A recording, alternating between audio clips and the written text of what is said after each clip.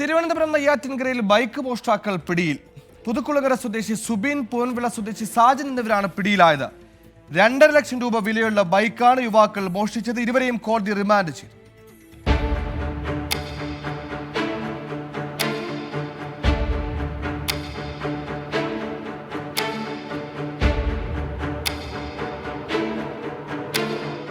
September 2-ാം തീയതിയാണ് പ്രതികൾ bike മോഷ്ടിക്കുന്നത്.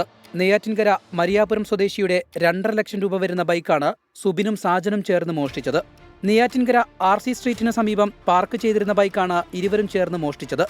തുടർന്ന് വാഹനയുടമ നെയ്യാറ്റിൻകര പോലീസിന് പരാതി നൽകി. പോലീസ് നടത്തിയ അന്വേഷണത്തിലാണ് മോഷ്ടാക്കളെ പിടികൂടിയത്. CCTV ദൃശ്യങ്ങൾ കേന്ദ്രീകരിച്ച് നടത്തിയ അന്വേഷണത്തിലാണ് പ്രതികൾ കുടുങ്ങിയത്. മോഷണക്കേസിൽ 1-ാം പ്രതിയായ സുബിൻ നിരവധി ക്രിമിനൽ കേസുകളിൽ പ്രതിയാണെന്ന് പോലീസ് വ്യക്തമാക്കി. കോടതിയിൽ ഹാജരാക്കിയ സുബിനെയും സാജനെയും റിമാൻഡ് ചെയ്തു. 24 തിരുവനന്തപുരം.